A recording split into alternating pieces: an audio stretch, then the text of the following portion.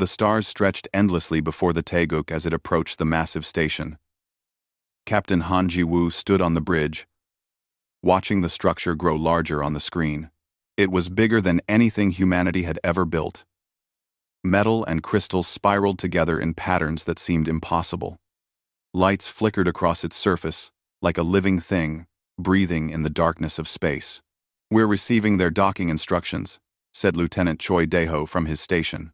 His fingers moved quickly across the controls, translating the alien signals into something their computers could understand. Han nodded slowly. This was it. Humanity's first real meeting with the galaxy, beyond their small corner of space.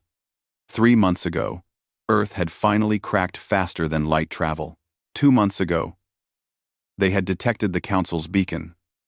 Now, they were here, about to meet civilizations that had been traveling the stars for thousands of years. Beside him, Ambassador Park Min-ji adjusted her formal jacket for the 10th time. She was young for such an important role, barely 40, but she had negotiated peace between nations on Earth. Now she would speak for the entire planet. "Nervous?" Han asked quietly. "Terrified," Min-ji admitted with a small smile. "But ready." The docking process took an hour. The station's technology guided their ship into a berth with precision that made their own systems look primitive. When the airlock sealed and the atmosphere equalized, Han led a small team into the station. Min-ji walked beside him. Behind them came Dr. Kang Hyun, their science officer, carrying devices to record everything they saw. The corridor beyond was enormous. The ceiling rose 30 meters above them, and the walls glowed with soft light that had no visible source. Strange symbols floated in the air, shifting and changing. Han assumed they were signs or directions. A figure waited for them at the end of the corridor. It stood 3 meters tall and looked like it was made of living crystal. Facets caught the light and threw rainbow patterns across the walls. When it moved, it made a sound like wind chimes. "Welcome," the being said. The word came not from its body but from a device floating near its head. "I am Veltharix, Arbiter of Initial Contact. You are the humans from the 3rd planet of the yellow star you call Sol." "Yes," Min-ji said, stepping forward. "I am Ambassador Park Min-ji, representing Earth and all its nations. We're honored to meet you." Veltharix tilted its crystalline head. "Honor. An interesting concept. Please, follow me. The High Chancellor awaits." They walked through corridors that seemed to shift and change. Han noticed cameras or sensors everywhere, tracking their movements. They passed other aliens. Some walked on 2 legs, others on 4 or 6. One floated past them, a creature of gas and light contained in a clear bubble. Each one stopped to stare at the humans. The council chamber was breathtaking. It was a vast amphitheater that seemed to have no walls, just endless space filled with platforms where different beings sat. In the center, a tall insectoid creature stood. Its chitinous armor gleamed dark green, and its multiple eyes focused on the human delegation. "I am High Chancellor Korath," the insect said through its translator. "You stand before the Galactic Council, the governing body of civilized space. 47 species share this chamber, representing 10,000 years of peace and cooperation." Min-ji bowed respectfully. "We come seeking friendship and knowledge. Earth is young in the ways of space travel, but we're eager to learn." Korath's mandibles clicked together. "Yes, all newcomers say this, which is why we have prepared the newcomer protocols. These are the terms by which you will join the galactic community." Question. A holographic document appeared in the air before them. Han watched as page after page materialized. Hundreds of pages. Thousands. Dr. Kang stepped forward, his scanner working quickly. "It's 3,847 pages, he whispered. Min-ji began reading. Her expression changed as she moved through the sections. Han watched her eyes widen, then narrow. Her jaw, tightened. "These terms," she said carefully. "They must be," Veltharic said. "They ensure harmony. They prevent conflict. They have worked for 10 millennia, but they restrict us to 0.3% of known space," Minji said. "They require us to share all our technology immediately. They limit our population growth. They place council observers in our government. They integrate you properly," Korath interrupted. "Every species accepts these terms. It is how peace is maintained." Han felt his stomach tighten. These weren't terms for cooperation. They were terms for surrender. Earth would become a subject state, controlled and limited in every way. "We need time to review this with our government," Minji said. 48 hours to transmit the document home and receive a response. The chamber fell silent. Han noticed the council members looking at each other. Some made sounds he couldn't identify. Others gestured with limbs or appendages. "Time?" Korath said. "No species has ever needed time. The terms are standard, non-negotiable. Every species accepts within hours." "We're not refusing," Minji said quickly. "We simply need to consult with our people. Democracy requires democracy," Veltharic said, and its crystal body seemed to pulse with an odd color. "Another interesting concept. Very well. You have 48 hours. But understand this, humans. These terms are not suggestions. They are not starting points for bargaining. They are reality. You will accept them, as all others have." The humans were escorted back to their ship. Once aboard, Minji immediately sent the entire document to Earth through their FTL communication system. Then she sat in her quarters and put her head in her hands. Han found her there an hour later. "What do you think Earth will say?" The message from Earth arrived exactly 47 hours and 30 minutes after the Taeguk had transmitted the Council's protocols. Ambassador Park Minji read it 3 times before she believed what she was seeing. Her hands shook slightly as she held the datapad. Captain Han Ji-woo entered her quarters without knocking. "Well, they said no," Minji whispered. "Every nation voted. United Nations, African Union, Asian Cooperation Council. Everyone. Unanimous rejection." Han let out a breath he didn't know he'd been holding. "Then we tell them. We tell them something no one has told them in 10,000 years, Minji said. She looked up at Han. "This could mean war." "It could," Han agreed. "But accepting those terms meant the end of human freedom. Maybe war is better than slavery." Engineer Yoon Sojin had been working through the night on something she wouldn't explain. When Han went to check on her, he found her in the ship's sensor room, surrounded by displays showing the station's energy patterns. "Captain, we have a problem," Yoon said without looking up. "The station has weapons. A lot of them. And they're all aimed at us." Han leaned over her shoulder. The display showed energy signatures clustered around the Taeguk's docking port. "How powerful?" "Crazy. Enough to vaporize us in seconds," Yoon said. "And there's more. I'm detecting 30 warships moving into position around the station. They arrived while we were waiting for Earth's response." "They knew," Han said quietly. "They knew before we did what the answer would be." In the council chamber, Minji stood once again before the gathered species. This time, she noticed things she hadn't seen before. The way the council members sat in their positions of power, the way smaller species seemed to shrink when the larger ones spoke, the way Korath looked down at her like a human might look at an insect. "The humans have had their time to consider," Korath announced to the chamber. "Ambassador Park Minji will now deliver Earth's acceptance of the newcomer protocols." Minji took a deep breath. Behind her, Han stood with his hand near his sidearm, though he knew it would be useless if things went wrong. Dr. Kang activated his recorder. Whatever happened next needed to be documented. "High Chancellor Korath, members of the Galactic Council," Minji began. Her voice was steady. "Earth has reviewed your protocols thoroughly. We have discussed them at every level of our society, and we have reached a decision. Oh, proceed, Korath said. We reject your terms. The chamber exploded into chaos. Aliens made sounds Minji had never heard before. Some stood from their platforms. Others gestured wildly. The translator system struggled to keep up with the flood of different languages. Impossible. Veltharix's crystal body flashed with angry red light. No species rejects the protocols. We do, Minji said loudly over the noise. We came here seeking friendship and cooperation.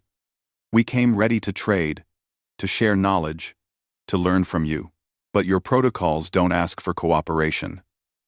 They demand submission. You want to control where we go, what we do, how many children we have, what technology we develop. You want to put observers in our government. You want to make Earth a colony, not a partner. You understand nothing. Korath's voice boomed through the chamber. These protocols maintain peace. They prevent chaos. They ensure harmony.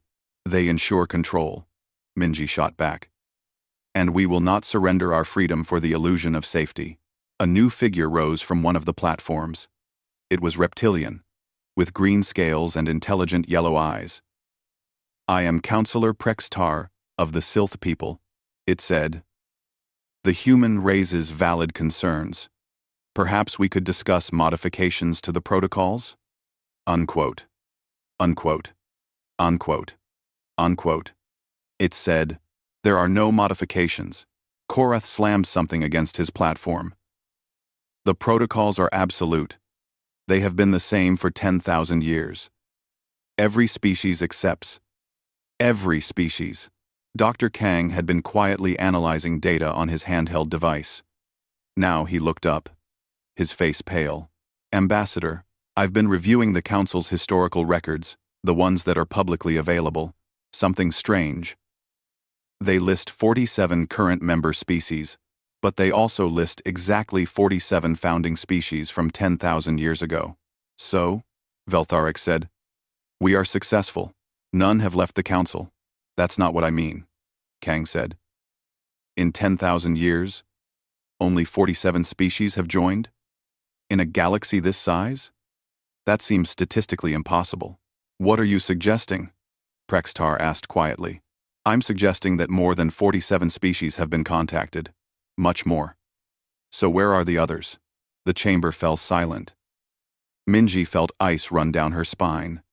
She looked at Korath, at Veltharix, at the other council members. Some looked confused.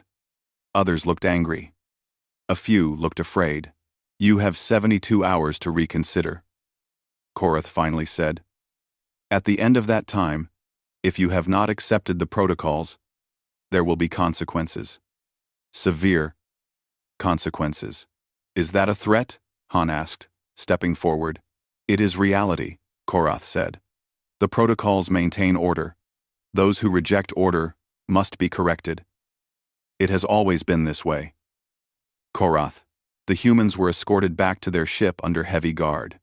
This time, the guards were armed. This time, the aliens watching them didn't look curious. They looked hostile. Back aboard the Taeguk, Minji sent an encrypted message to Earth. She detailed everything that had happened and warned about the military buildup around the station. Then she added her recommendation. Earth must prepare for war. I believe the Council will not accept our rejection. I believe they will try to force compliance. 6 hours later, Earth's response arrived. It was brief. Negative on reconsideration. United Earth Defense Fleet is being assembled. 200 ships will depart for your position within 48 hours. All nations have merged military commands for the first time in history. Stand firm. Humanity does not kneel. Minji showed the message to Han and the senior officers. Engineer Yoon whistled low. 200 ships. Against the Council's thousands. We're going to die, aren't we? Creasing at prom. Maybe, Han said. But we'll die free. Lieutenant Choi Daeho had been monitoring Council communications. Captain, I'm picking up something. It's a transmission being broadcast to multiple systems. The Council is calling for reinforcements. They're telling other species that humanity is a rogue element that threatens galactic stability. Let me see, Dr. Kang said. He studied the transmission data. This is going to every Council world. Hundreds of planets. They're mobilizing everything. That night, Minji couldn't sleep. She stood in the observation deck, looking out at the stars. Prextar had contacted her through a hidden channel. The reptilian counselor had asked to meet secretly. She'd agreed. When Prextar arrived, moving through the shadows of the docking area, its eyes were filled with something Minji recognized. Fear. What you asked about the other species? Prextar said quietly. The ones who were contacted, but aren't council members. I'm old enough to remember some of them. The Vortex. The Krenal. The humans aren't the first to refuse. What happened to them? Minji asked, though she already knew the answer. They disappeared, Prextar said. The council sent fleets. There were brief reports of resistance. Then, nothing. Their worlds went silent. The official records say they destroyed themselves through internal conflict. But I've always wondered. You think the council killed them? I think the council doesn't tolerate refusal, Prextar said. And I think you should run. Take your ship and go home. Maybe if you're far enough away, they'll forget about you.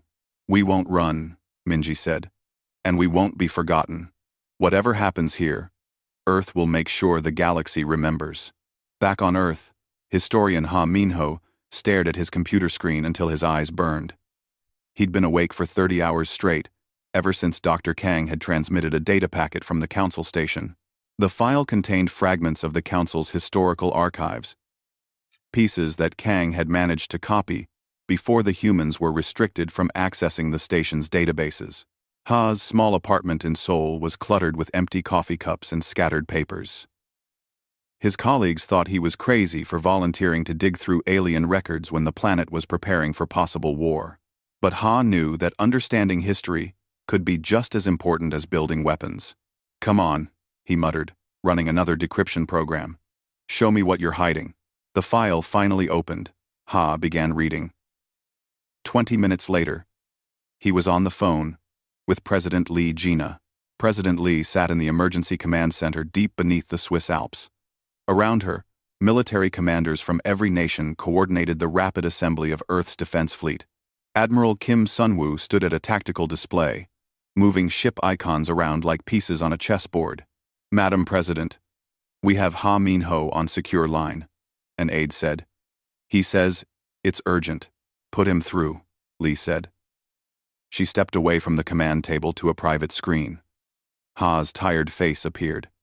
What have you found? The truth about the council, Ha said. His voice shook. It's worse than we thought. Much worse.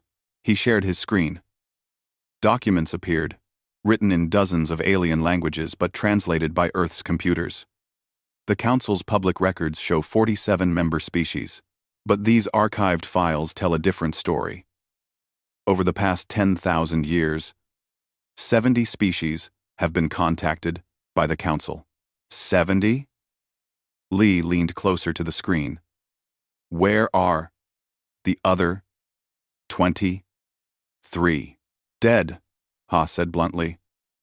Every single one. I found the records. The Vortex civilization refused the protocols 8,000 years ago. The Council sent what they called a correction fleet. The Vortex fought back. The war lasted 3 months. Then, the Council deployed weapons that made the Vortex homeworld uninhabitable. Radiation levels are still lethal. Lee felt her blood run cold. Show me more. Ha scrolled through file after file. The Krenal, the Porthax, the Zenthril. 23 different species, spread across 10,000 years. Each one refused the protocols. Each one was destroyed. The Council erased them from official history. If you look at current records, these species don't exist. But the old archives remember. Mmenme. In many side. On wethanons. On many side. Why keep these records at all? Lee asked. Why not delete them completely? I think some council members wanted to remember, Ha said. Maybe as a warning to themselves. Maybe as proof of what they'd done, but they hid the files behind layers of encryption and marked them as corrupted data. Kang only found them by accident. Admiral Kim had joined Lee at the screen. How did they kill them? What weapons? Ha pulled up technical specifications. Planet-killing bombs. Biological weapons. Something called stellar disruption that made stars go unstable. They have weapons we can't even imagine. Then we're dead, Kim said quietly. If they use those weapons on 23 civilizations, they'll use them on us. Maybe, Ha said. But here's the thing. After each genocide, there were periods of political instability in the council. Some threatened to leave. The council had to spend decades rebuilding trust. The last genocide was over 2,000 years ago. I think they avoid it when they can. The cost is too high, even for them. Lee nodded slowly. So they prefer species to accept the protocols willingly. Exactly. And when that fails, they try military intimidation. Only if that fails too, do they resort to total destruction. Then we have a chance, Kim said. If we can make the cost high enough, if we can make other council members question their government, we might survive. Lee made a decision. Ha. Send me everything. Every file. Every record. Every piece of evidence. We're going to share it with the galaxy. 6 hours later, Earth's communication arrays began broadcasting to every corner of known space. The message was simple but devastating.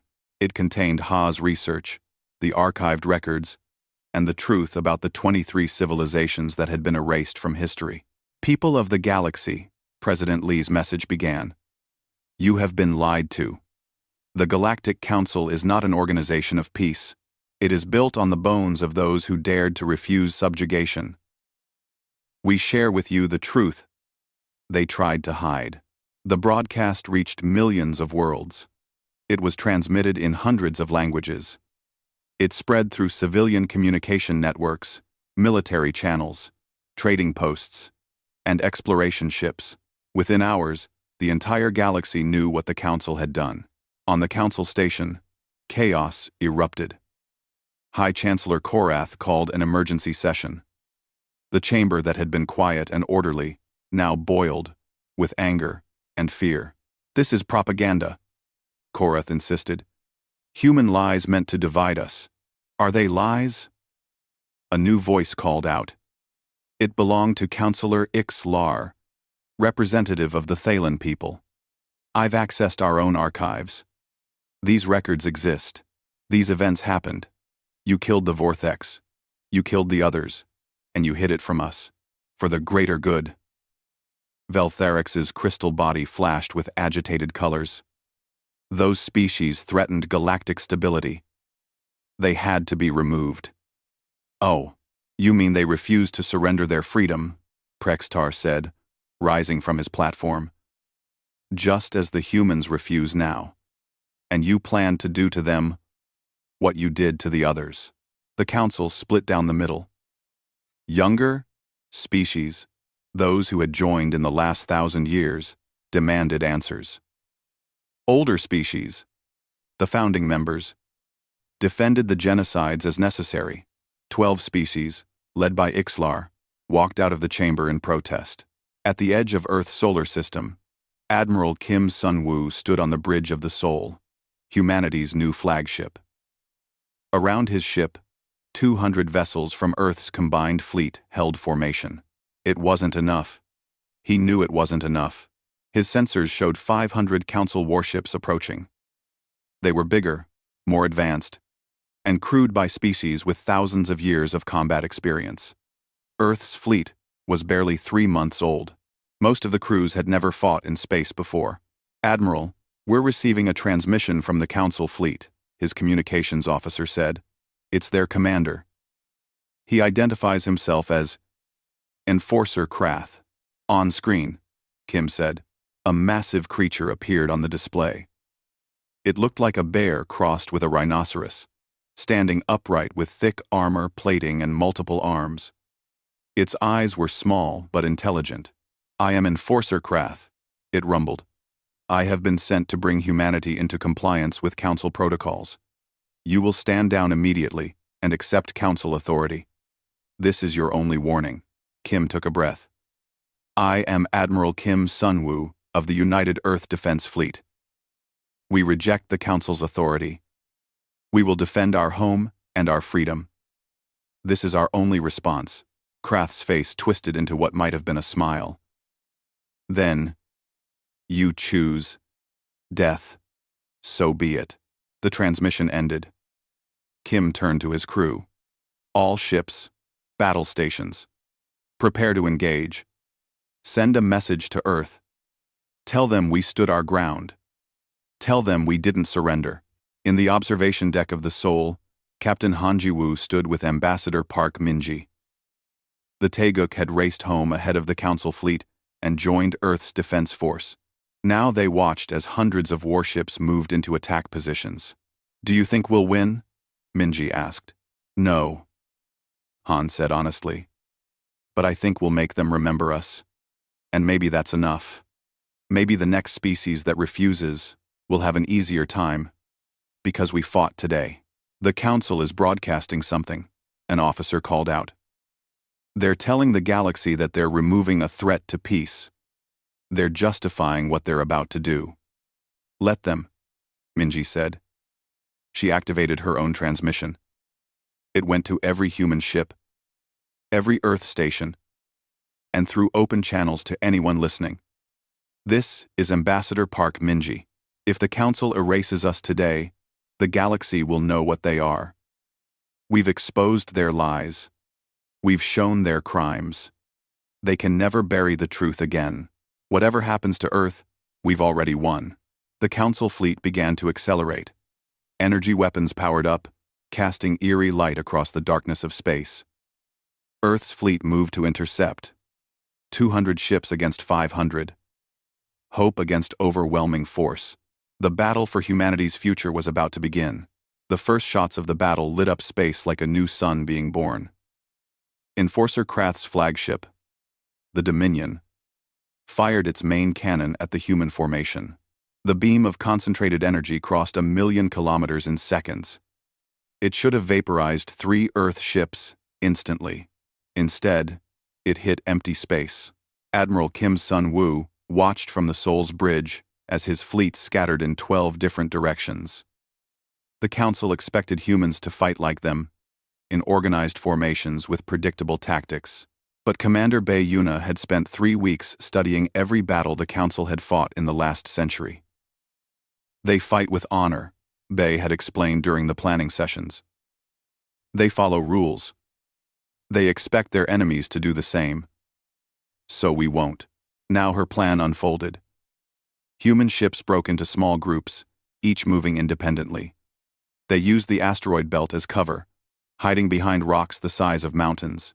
They dropped sensor decoys that made one ship look like 10. They fired missiles that didn't follow straight paths, but spiraled and twisted, making interception nearly impossible. "Targets acquired," Bae called out from her tactical station. "Firing solution ready. Fire." Kim ordered. The Seoul launched a new weapon, something Dr. Lim Taeyang had designed in the desperate weeks before the battle. It looked like a normal missile, but carried an electromagnetic pulse generator instead of explosives. When it detonated near a Council cruiser, the alien ship's systems flickered and died. The vessel went dark, floating helplessly. "It worked," Lim whispered from his station. "The EMP works." Across the battlefield, more human ships fired the new weapons. They didn't destroy Council vessels. They disabled them. One by one, enemy ships lost power and drifted. Their crews were alive, but helpless. Enforcer Krath roared in frustration. "What are they doing? Why don't they kill?" His second-in-command, a serpentine creature named Seth, studied the tactical display. "They're capturing," not destroying. I don't understand. They could finish these ships easily. It's a trick, Krath decided. They're trying to confuse us. All ships. Focus fire on their flagship. Kill their command vessel. 20 Council warships turned their weapons toward the Sol. Energy beams and plasma missiles converged on Kim's position. It should have been the end of Earth's fleet. But Captain Nam Ji-yun had been waiting for this moment. From Earth's moon, hidden orbital defense platforms activated. Giant magnetic fields snapped into existence, deflecting the worst of the incoming fire. What got through hit the Sol's shields, freshly reinforced with technology reverse-engineered from the Council's own designs. Shields at 40%, an officer called out. They're holding. Return fire, Kim ordered. Target their weapons only. Disable. Don't destroy. The battle raged for hours. Human ships darted through the asteroid belt like fish in a reef, using every rock as cover. They led Council vessels into ambushes. They fired their EMP weapons and watched enemy ships go dark. They deployed drones that hacked into Council communication networks, creating confusion and false orders, and they broadcast everything. Every moment of the battle was transmitted to the galaxy in real time. On a Council world called Thale Prime, civilians watched as human ships fought with tactics they'd never seen before. They watched humans disable enemy vessels instead of destroying them. They watched as human medical ships actually rescued Council pilots from damaged ships and began treating their wounds. Why are they helping their enemies? A young Thalen asked her parent. I don't know. The parent replied, staring at the screen in confusion. On the Dominion, Enforcer Krath watched as his fleet of 500 ships struggled against 200 human vessels. It was impossible. Humans were newcomers, barely able to travel between stars. They should have been crushed in minutes. Instead, they were winning. Sir, the flagship Eternal is disabled, Seth reported. The Conquest has lost engines. The Righteous is dead in space. We've lost over 100 ships to their electromagnetic weapons. Then use kinetic weapons, Krath snapped. Use nuclear missiles, crush them. We're trying, sir. But they're too fast. They won't stand and fight properly. Quote, on Earth, Captain Choi Daeho led a special operations team on a mission everyone said was suicide. They'd taken a small stealth ship and approached a disabled Council cruiser. Now they were boarding it. Remember, Choi said to his team, we're not here to kill. We're here to learn. They moved through the alien ship's corridors. Council crew members, disoriented by the EMP blast, barely resisted. Choi's team secured the engineering section and began copying data from the ship's computers.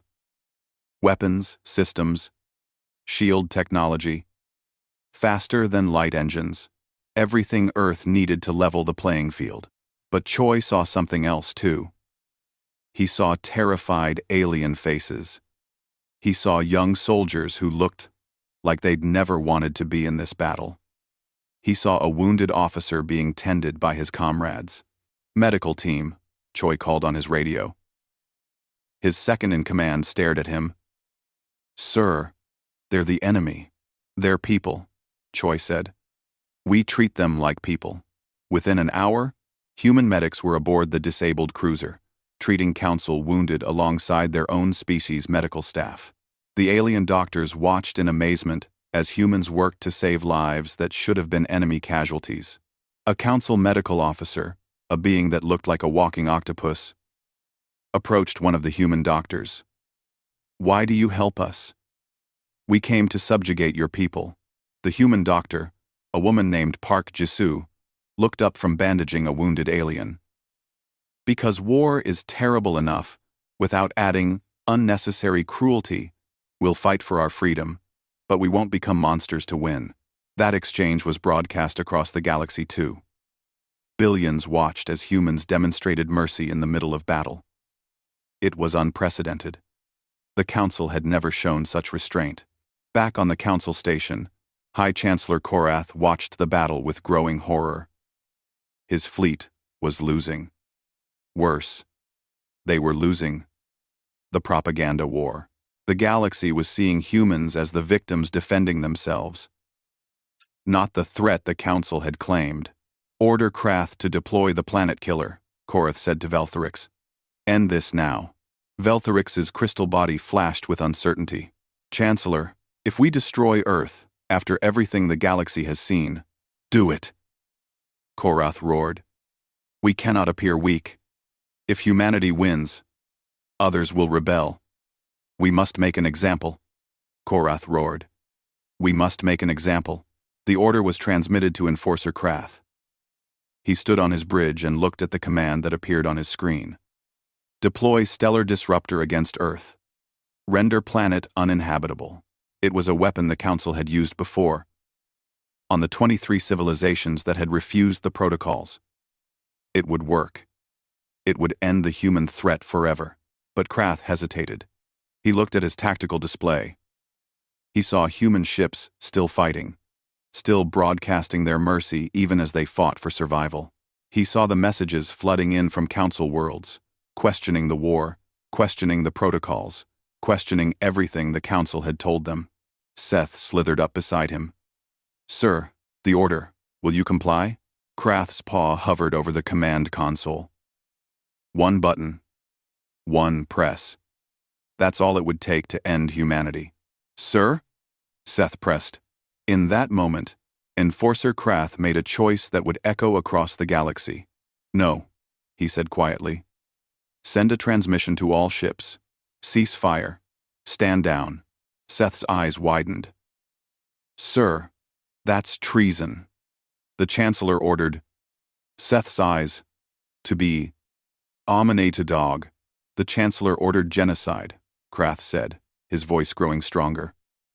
I've followed orders my entire life. I've enforced the Council's will, without question. But I won't murder an entire civilization for the crime of wanting freedom. Send the order. Cease fire. Seth looked at him for a long moment. Then the Serpentine officer nodded. As you command, sir. Across the battlefield, Council ships began powering down their weapons. Admiral Kim couldn't believe what he was seeing. Sir, they're stopping, Bay reported. Enemy fleet is standing down. It's a trick, someone said, but it wasn't. Enforcer Krath's transmission reached the Soul. The massive alien appeared on their screen, and he looked tired.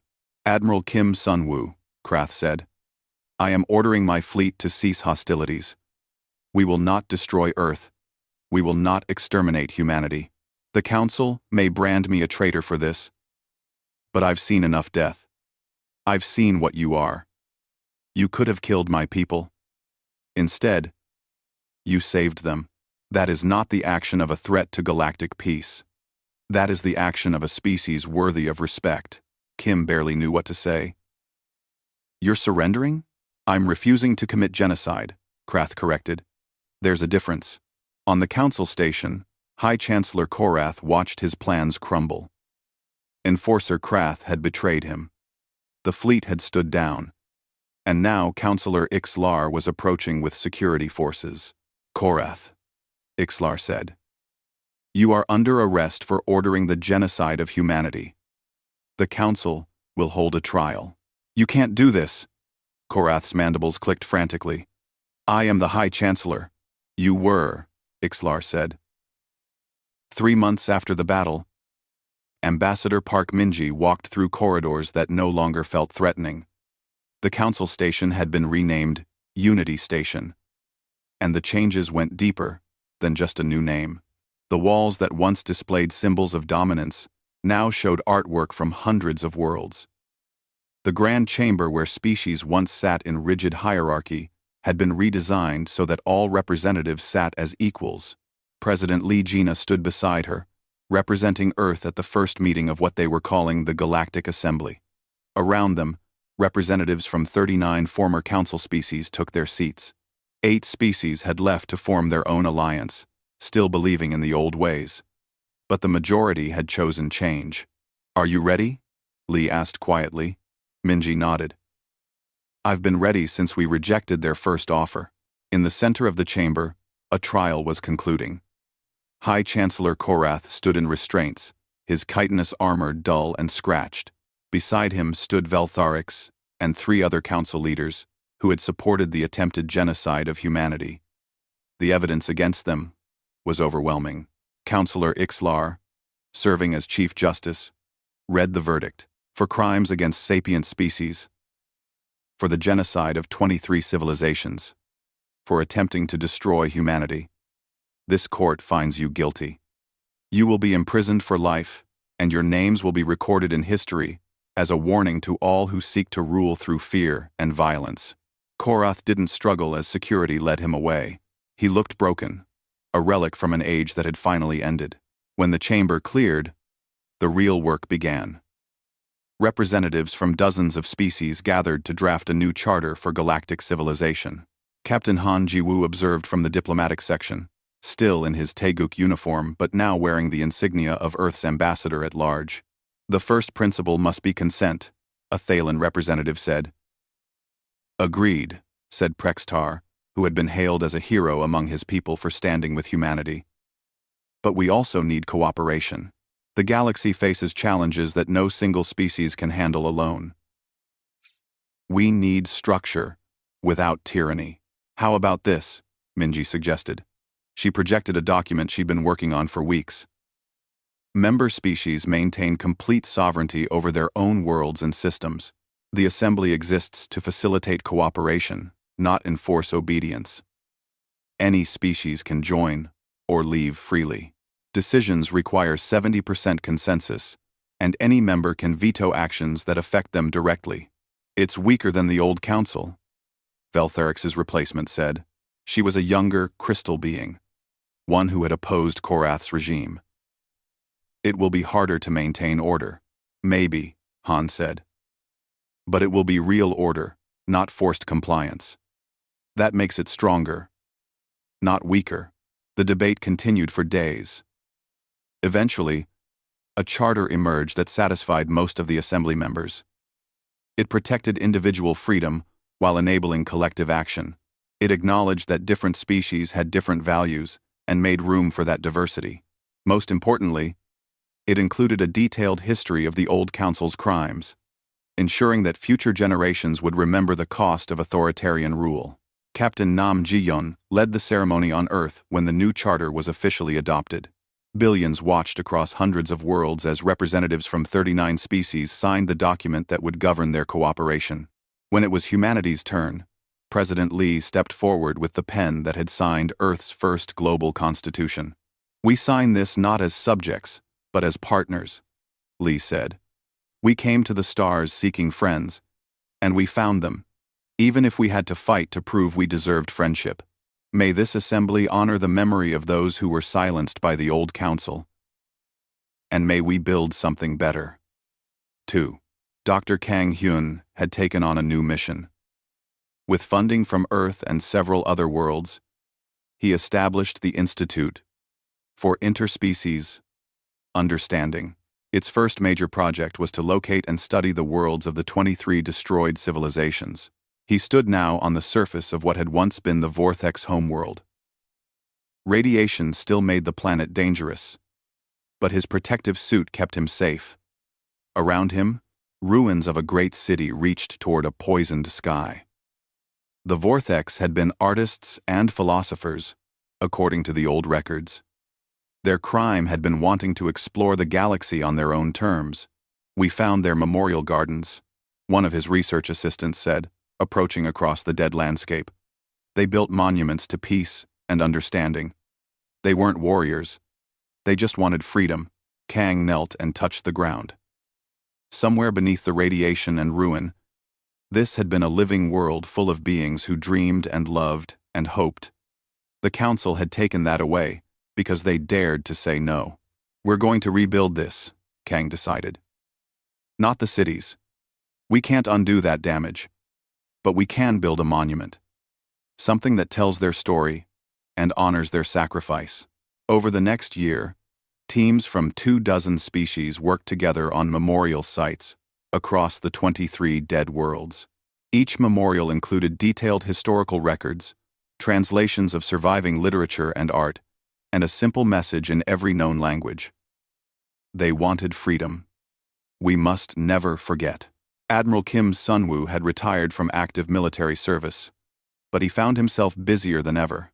Smaller species, worlds that had been afraid to even explore space under the old Council's restrictions, now reached out to Earth for help. They wanted to build their own defense forces, but they didn't want weapons of conquest. They wanted to learn Earth's style of warfare, the kind that disabled rather than destroyed, that showed mercy even in combat. Kim established a training program on Luna, Earth's moon. The first class included students from 15 different species. He taught them tactics and strategy, but he also taught them something the old Council had never valued. Strength isn't just about having the biggest weapons, Kim told his students during a lecture. It's about having the courage to use force only when necessary, and the wisdom to show mercy when you can. Earth won our freedom not because we killed the most enemies, but because we proved we were better than what the Council feared we were. Engineer Yoon So-jin worked with teams from across the assembly to share technology freely. Under the old Council, advanced species had hoarded their discoveries. Now, Yoon helped developing civilizations upgrade their infrastructure without demands or conditions. On a frontier world called Tellus, she supervised the installation of faster-than-light communication arrays that would connect the isolated colony to the rest of the galaxy. The Telasians were a peaceful species who had been restricted to their home system for centuries under Council rules. "Thank you," the colony leader said to Yoon. "We thought we would always be alone out here." "Nobody has to be alone anymore," Yoon replied. "That's the whole point of what we're building." Lieutenant Choi Dae-ho had left military service entirely.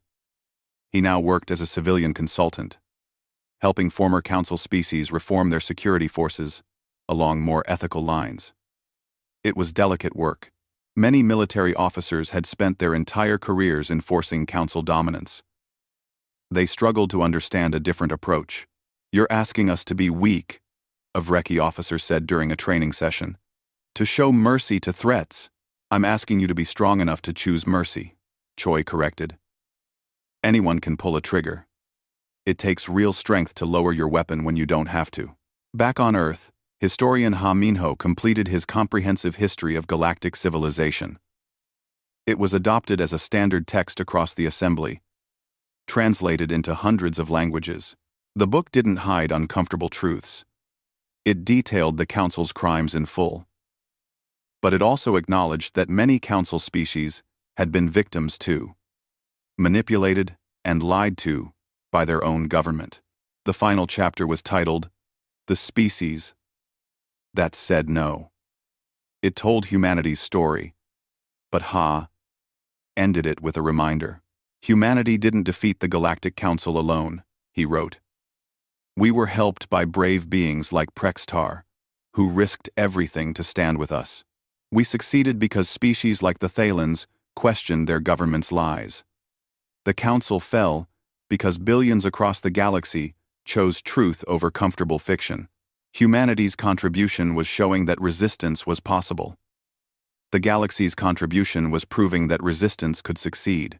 5 years after the rejection that changed everything, Captain Han Ji-woo stood on the bridge of a new ship.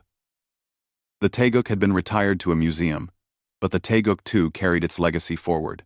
This new vessel was an exploration ship, designed to find species that the old Council had never contacted or had ignored because they weren't advanced enough to be worth controlling. Ambassador Park Min-ji served as Secretary General of the Galactic Assembly now. She worked from Unity Station, mediating disputes and helping new members integrate into the galactic community. She received regular reports from exploration teams like Hans. His latest message made her smile. "Found another isolated species in the outer rim. They call themselves the Kilari. They're just developing space travel. I've made initial contact, explained who we are and what the assembly offers. I didn't give them demands or protocols. I gave them friendship and an invitation. They're taking time to decide. That's exactly how it should be." On Earth, in a park in Seoul, a human child and a young Thalan played together on the grass. Their parents, one from Earth and one from Thale Prime, shared a meal and discussed their work. Above them, Ships from a dozen species moved through Earth's sky, coming and going freely. Nearby stood a monument. It was simple. Just a black stone wall with names carved into its surface. 23 names. One for each civilization that had been erased by the old council. Below the names, an inscription read, "They refused to surrender their dignity.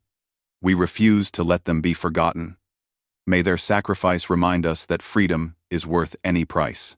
A group of schoolchildren gathered around the monument. Their teacher, Dr. Lim Taeyang, who had left weapons research to become an educator, explained the history. The galaxy was once ruled by fear, he told them.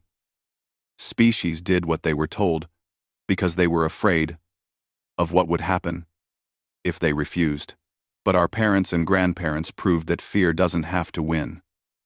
They showed that even when the odds seem impossible, even when the enemy seems unbeatable, courage and principle can change everything. Did a lot of people die? A child asked. Some did, Lim admitted. War always costs lives. But far fewer than would have died if we'd surrendered.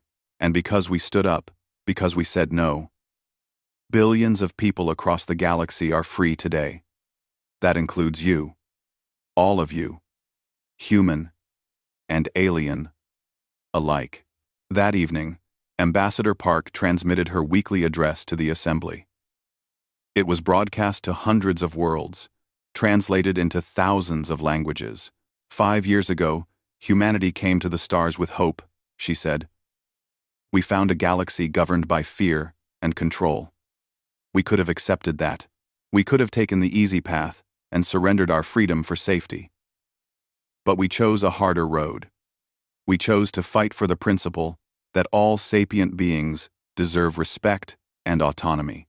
Today, the Galactic Assembly includes 73 species. 26 of them are worlds that were too afraid to explore space under the old Council's rule. They're free now because beings from dozens of species chose to build something better. We didn't do this alone. We did it together. We remember the 23 civilizations that the old Council erased. We remember their courage, and we promise them, and ourselves, that we will never let the galaxy forget what happens when power is allowed to rule without consent. Their sacrifice made our freedom possible. Our vigilance will ensure that sacrifice wasn't in vain. The galaxy remembers. And because it remembers, it can choose to be better. High above Earth, in orbit around the moon, the training station Admiral Kim had built gleamed in the sunlight. Inside, students from 30 different species practiced tactics that valued life over conquest. On Unity Station, representatives debated and argued and eventually found consensus, proving that cooperation without coercion was possible. Across hundreds of worlds, beings looked up at the stars and saw hope instead of fear. The galaxy had changed, not because humanity was perfect or because Earth had all the answers. It changed because one species had the courage to say no, and because that simple word had reminded billions of others that they too could choose their own path. In the end, that was humanity's gift to the stars. Not technology or military might or wealth, simply the revolutionary idea that freedom was a right, not a privilege to be granted by the powerful, and the example that proved even the smallest voice, if brave enough to speak, could echo across the galaxy and change everything.